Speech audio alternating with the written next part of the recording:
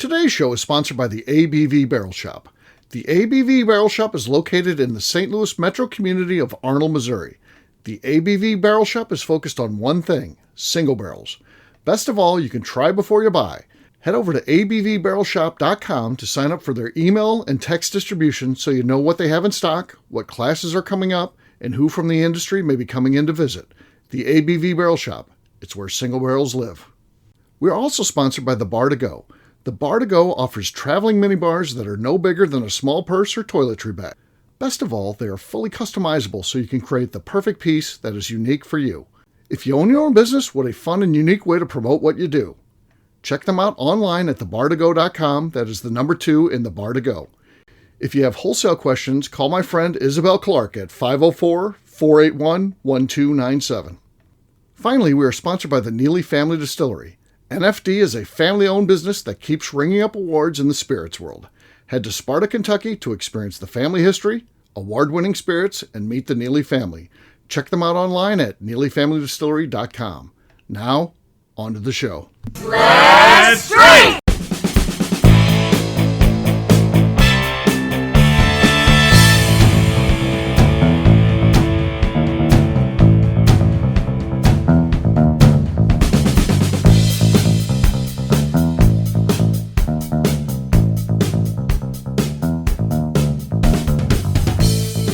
Welcome to the Bourbon Daily, the podcast about everything bourbon delivered to you every day of the week. Today on the show, we discuss with bourbon rarities coming back to shelves, will bourbon hunting make a comeback? Even though most jackass bourbon guys didn't, bourbon hunting went away.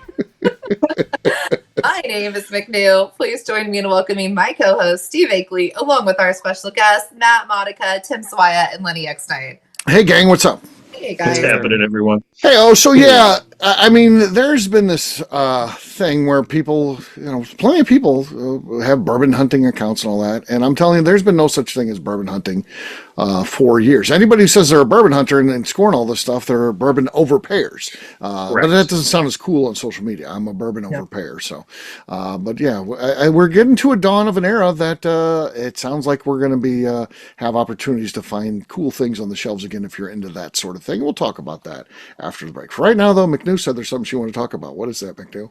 I did not. But I know you didn't, but we forgot to talk about that. We want one. We got one if we need it. Okay. I can bail us out. You want us to go over to Tim, McNeil? No. So I thought of something. So bourbon hunting, like we're all passionate about bourbon and like getting it, and collecting it, having it. Is there anything else not bourbon related that you like to look for? So like, for example, I collect uranium glass. I have a whole shelf full of it, and I like to walk around little like antique shops and search for it. I went to a huge one last weekend, didn't find any. But what else do you look for that's not bourbon? I guess whatever. Matt right away pointed to Star Wars stuff. So Matt, Star Wars is that something you actively look for? Or is this all new stuff you're buying where you just go to a website and purchase it, or is this stuff you are trying to actively find going to antique malls and stuff like that? Yeah, it's more.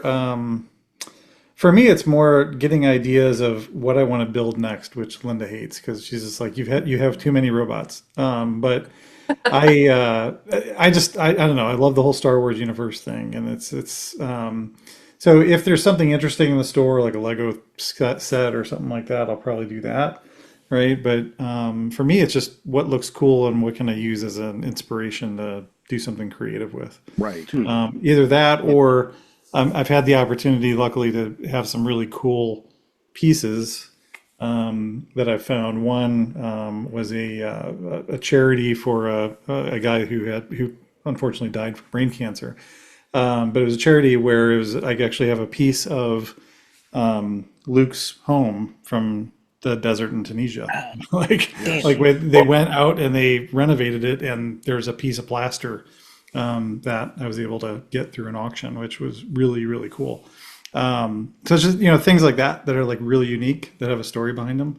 And to anybody else, it just looks like a piece of plaster sitting behind me in my case. But no, that's from Tunisia, right? No, I love that though, because it has a story. So it's almost like your space becomes like a museum of crap you like. And I love this for people. That's how I want my home to feel, is a museum of crap I like. Right. I was laughing, Matt, when I put out on the crew club, "Hey, Modica, I have an idea. I got an idea on this one." And the first comment was Linda, "No." Great.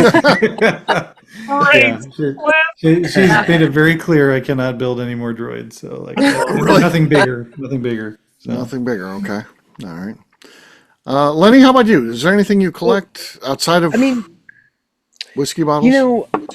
So it's interesting. Like I get the question, but like I think if I was looking at it through two different lenses, one is like in the comparison to bourbon hunting, and this is super dorky, but like to me that means going into a shop looking for something that like you're like ooh, and if you don't find that, you're turning around and walking out with nothing. The only thing I do that for, I know you guys are gonna roll your eyes, but like I do that, and I did it today with shirts like flannels, like Sure. yeah. I know I've been another into a thing. shop I that know was like, another thing. No, nothing.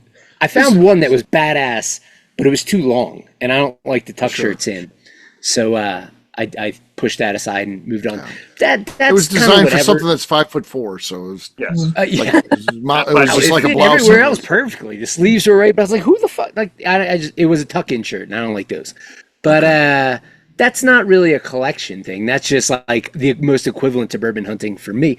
Trying to think like Tin things I fish. collect. You 100% go seeking out, 100% tin looking fish. for tin fish. Yeah. No, I don't. Well, that's more like Yes, you bourbon do. hunting. That's not collecting. Well, it's kind of like that. I mean, No, but I do legitimately. I collect. I mean, I kind of eased up on it because it can get expensive. But like older squirt boats. Like whenever I see one that's, there you go. that's like priced well and in my area, and like kind of unique, I'll try to scoop those up.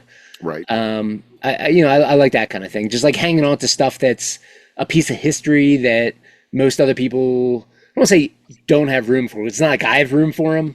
I just started hanging them from the ceiling, and it is what it is. But I like that. Yeah, old How are fiberglass you not kayaks. talking about watches, Lenny? Yeah. Because that's different. That's like That's why Well, there's the other No, that's not perspective of different. this. Yeah, That's it's still a collection of stuff. I mean, but like it is collecting. I think that's more of like just passions that makes. I don't know. I think it's different because I'm not. I guess it's similar because I'll roll into a shop and look at all their stuff. I just won't walk out with anything because right. it's a big investment That's fair. typically. Yeah, that's fair. Yeah, but I guess using that one as an option, like sometimes things pop up, like I dig micro brands, which are kind of different than craft distilleries, but like they'll typically put out stuff for less money with really innovative designs. So I do like that, but I try to limit myself because you can get totally out of got me back into that again. Right. Good. Yeah, I do. Tell It the is a general fun I blame Lenny, and she says, "Well, we have to go see you now, so I can yell at you." In person. I'll take it. The general's mad at you, so yeah. Yes. That All right. reminds me, actually, real quick, super tangent. You on a previous episode, you and Darren were talking about watches, and Darren didn't have one. Does he still not have a watch? Because I was about to get rid of one, and I was like, maybe Darren needs a watch. He still doesn't have a watch. No, he needs a watch. All right. Yeah. All right. All right, Tim. How about you? Anything you collect? So what's interesting Speak is out. the general is an absolute hoarder when it comes down to antiques. Okay. She knows it. She knows her shit. So the stuff we have in our house, people are like, "How did you find this?" Because she grew up in a flea market family where her father was a vendor and would go searching and everything. And she has tremendous eye on everything. So the stuff that we have, like the desk I'm sitting at, if you guys could see this desk that I'm sitting at, we got it for absolutely pennies on the dollar, and I will absolutely love every bit of it. So we do visit a lot of antique shops, so which could go hand in hand with whiskey hunting as well. Right. So I do fall into the decanter problems where I start buying old decanters from various different ones. I found one from the old J.W. Danton my last trip to the Great Pumpkin Experience. We stopped at an antique shop on the way up. And then the other one, so I'll do the decanter setup or certain old marketing memorabilia. I'll look for that stuff. And McNew, I know you commented on the one place we were at. Mad, you love this place. They have a whole floor Yeah, it looks of so cool. toys and stuff like that. And the Star Wars section was 3/4 of the place. This was all brand new. It was amazing. All stuff in the box and unique and everything. It was a great little shop that we found that we stumbled on. We do a lot of antique shopping when it comes on that. But I'm looking for odd decanters that are not Jim Beam, so which is something there. because there's an overload of Jim Beam decanters out there. But some of the odd ones I'll point out, and then the marketing memorabilia, any of the whiskey marketing memorabilia that are sitting on the shelves that people just don't know. All They right. just don't know. Yeah. Yeah. The thing that I would do is whiskey memorabilia. I mean, I collect vintage memorabilia. I mean, I've got a house that is largely decorated at a place appropriate. It's not like in the living room and stuff, though I wouldn't mind that, but I don't get the complete say in what gets put where. So, and then I've got a whole shop filled with stuff, that stuff that I've bought and display and continue to look for. Now I'm kind of focusing on smaller things too, because I want to fill in the shop. I love the crowded walls and how it feels like a museum. I really do like your movie posters in the speakeasy. Those are cool. Oh yeah. So that has just been a fun little thing getting those together. And what's so cool about that is, if you go on Facebook, and I'm not ripping anybody off. I mean, I go on Facebook Marketplace, and I guess people change styles and rooms and stuff like that. And you see things that that they spent big money to get framed. I mean, get things framed.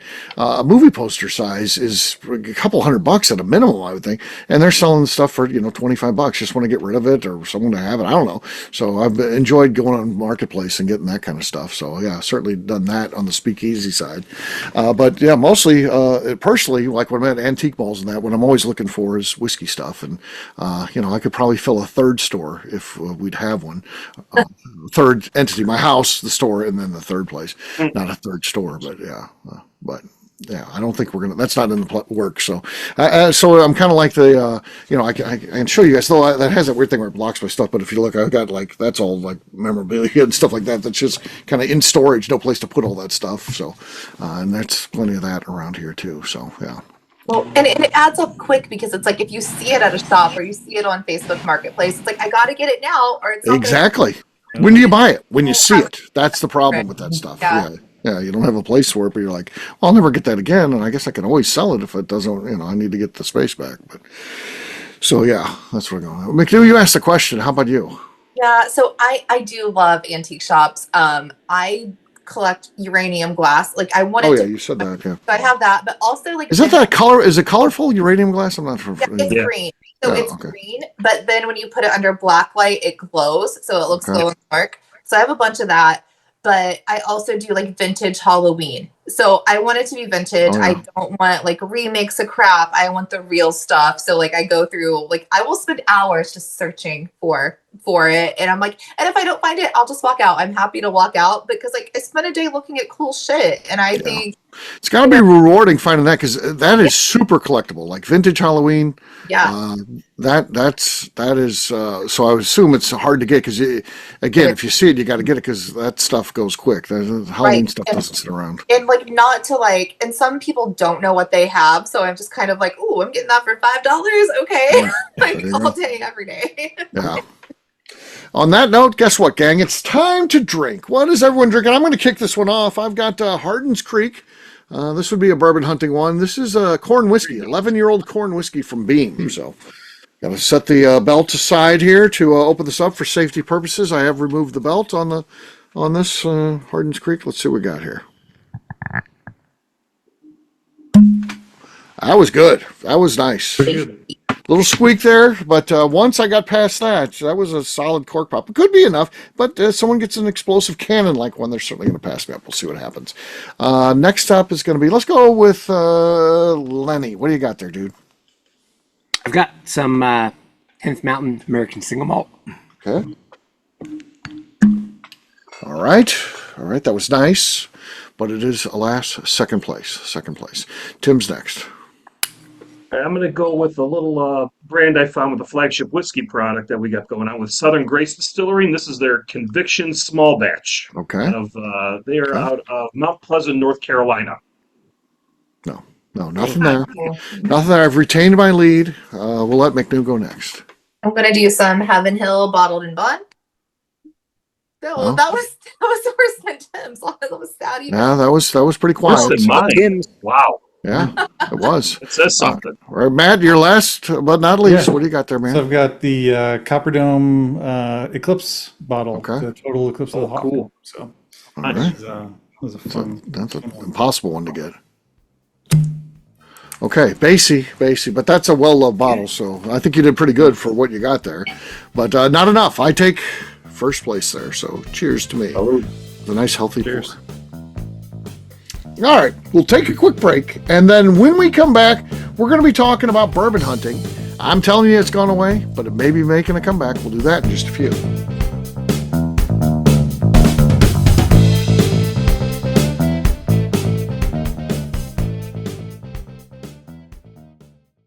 Okay, let's talk about the people that make these shows happen. First up is the Stave and Thief Society. Via their in-person class at Moonshine University in Louisville, Kentucky, the Stave and Thief Society is the place where you, a bourbon enthusiast, can expand your knowledge and emerge an executive bourbon steward. In 2017, I completed my executive bourbon steward certification.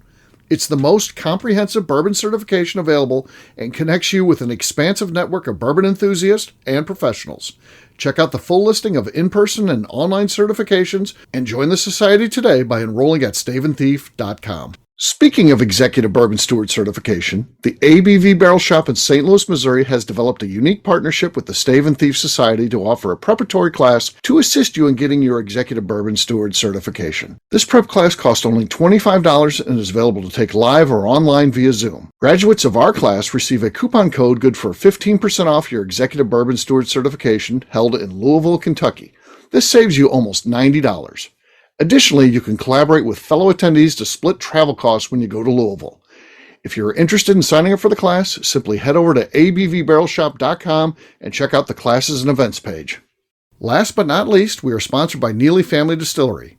Royce Neely is the 11th generation distiller in one of America's oldest distilling families. A visit to Neely Family Distillery takes you through family history, where you can see all the artifacts and newspaper clippings through the years from this family that started distilling in America after James Neely arrived from Northern Ireland in 1740. Today, Royce Neely and his team are crafting some of the best spirits in America. Their bourbon and absinthe offerings keep winning top honors in the spirits competitions. Recently, their absinthe made history as the first platinum winner in the absinthe category at the San Francisco Spirits Competition. Neely Family Distillery is definitely a bucket list destination if you are a bourbon fan. Learn more about their spirit offerings, visiting their facility, and the awards they have collected over at NeelyFamilyDistillery.com. And now, back to the show.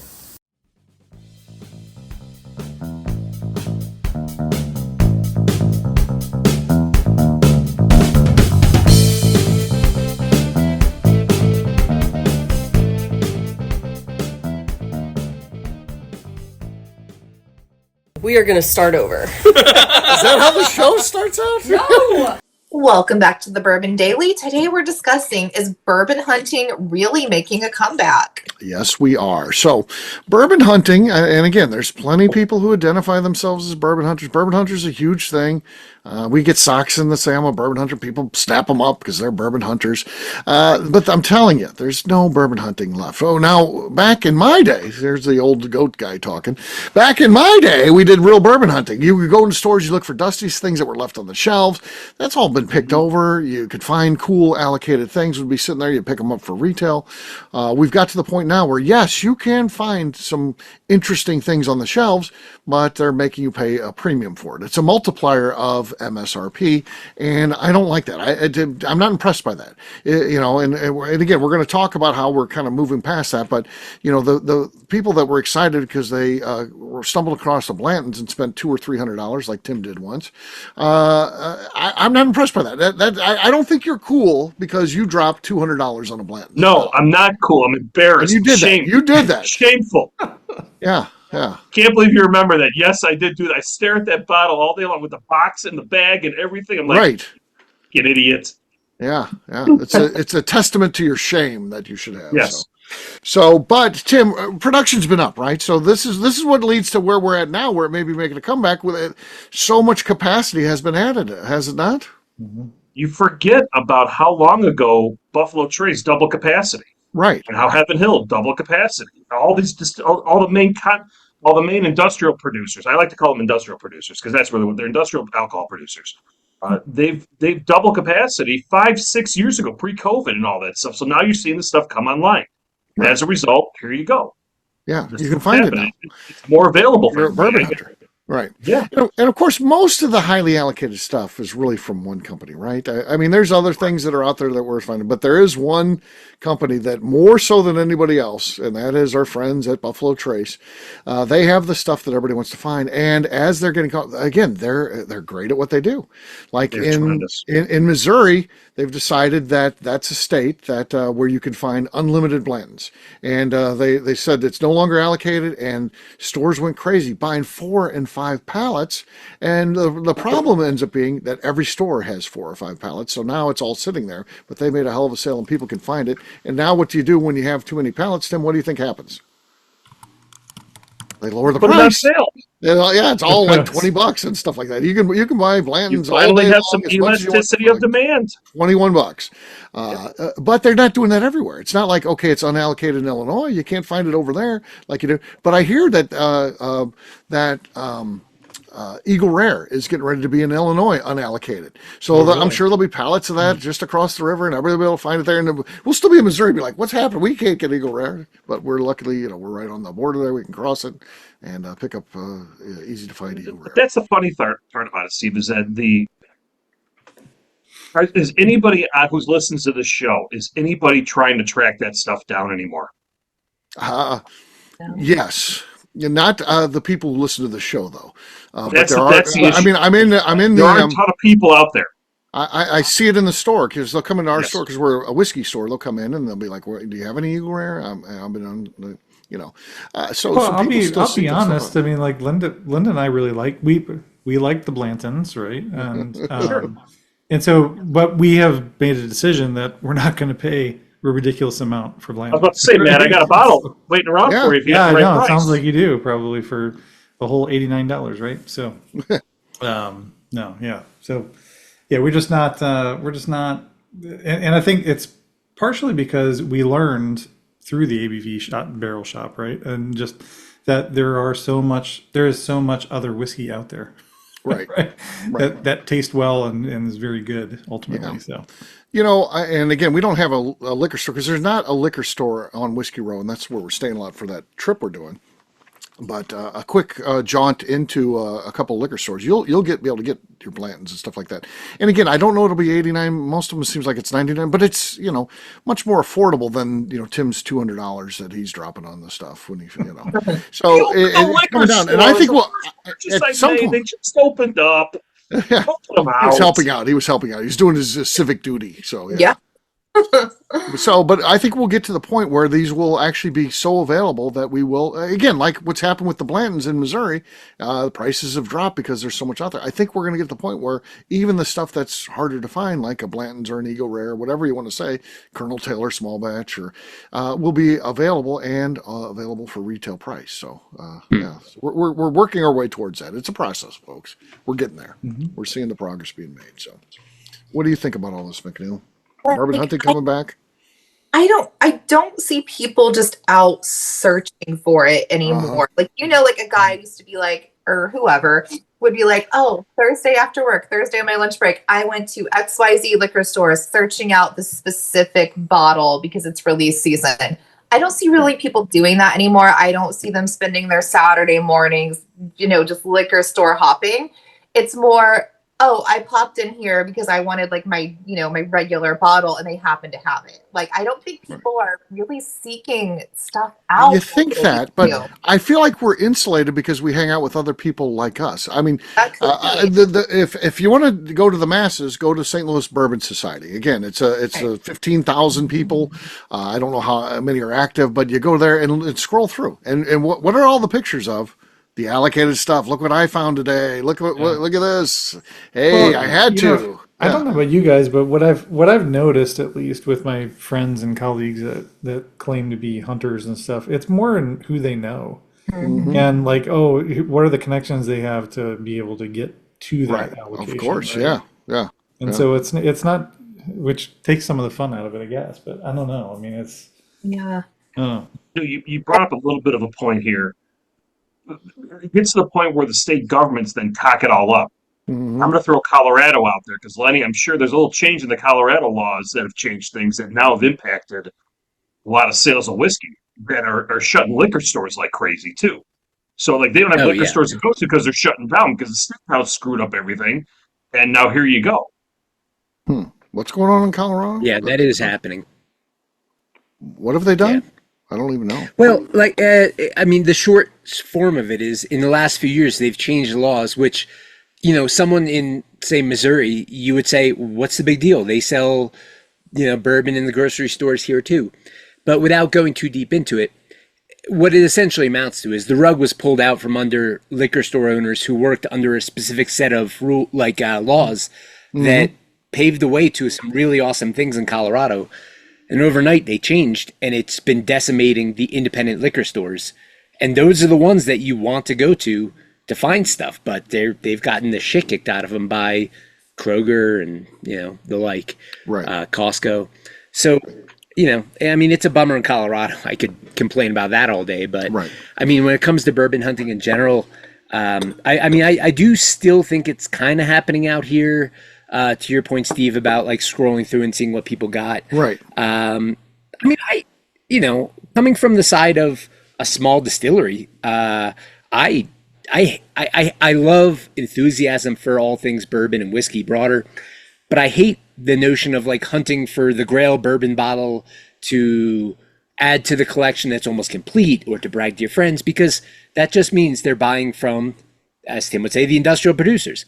And good, for sure, support those. If I saw a bottle of Eagle Rare, I mean, I'm never buying it again, not because I think it's bad, but I'm voting with my dollar. I will support the distilleries that I want to see grow, develop, and make whiskey that continues to blow me away, even Right. more so.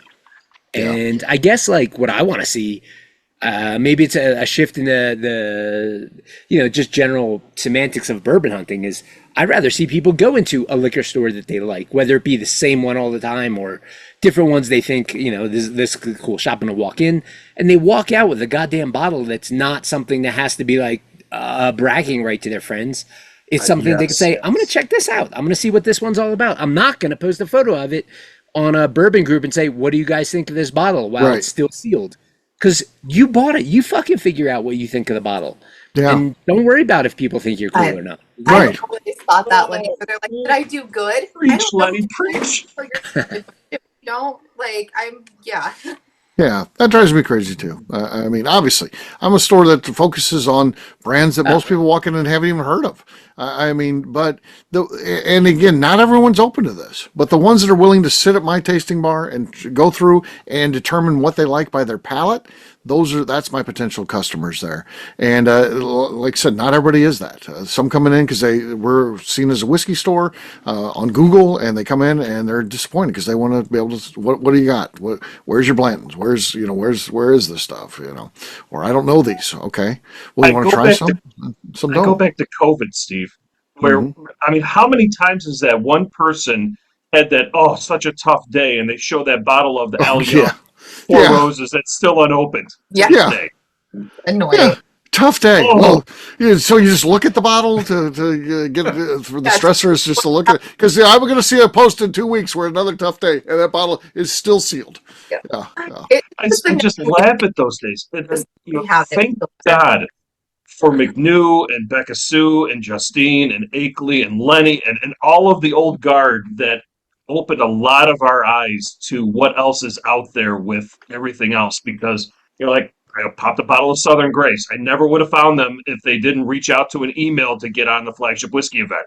Yeah. And see if you let me take over. I mean, just finding these brands that are out there just trying to share the message and providing that platform to be able to spread that message Yeah. is so huge, because it is amazing how blind we are to the stuff that's out there, and how much creativity is happening within the system that we're dealing with the change in the market forces that are out there. The invisible hand is an amazing invention of human dynamics and human psychology. And just keep on searching, folks. Yeah. You will keep on drinking curiously, as our friend says in another place that's out there. I love that line, and it's so true. Yeah.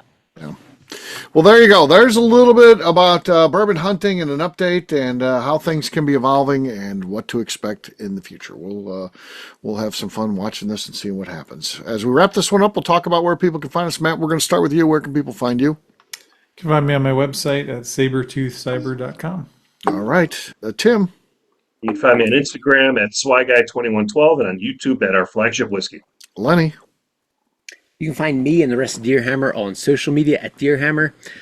You could also find us at deerhammer.com, where you could hunt all sorts of interesting bourbon and other whiskeys delivered straight to your door. And you can come visit us in beautiful Buena Vista, Colorado.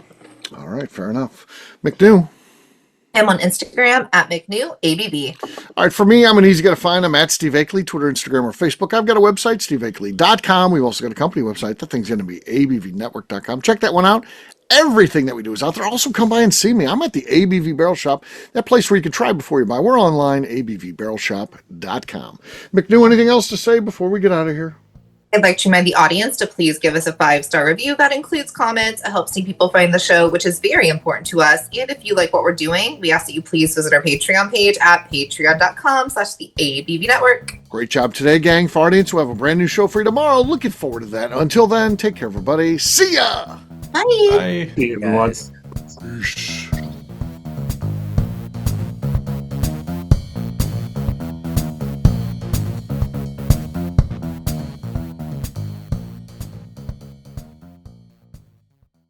Before we let you go, let's talk about one last thing. The ABV Barrel Shop in the St. Louis community of Arnold, Missouri. The ABV Barrel Shop is focused on a couple of things. First of all, single barrels.